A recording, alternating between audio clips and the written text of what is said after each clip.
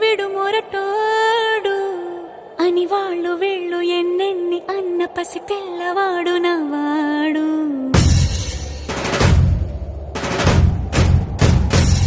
విడు ముండోడు అని ఊరు వాడ అనుకున్న గాని మహారాజు నాకు నవాడు.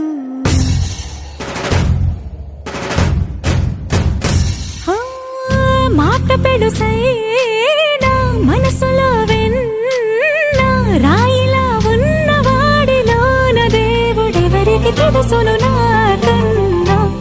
సూసేకి అగ్గిరవ్వ మాదిరే ఉంటాడు.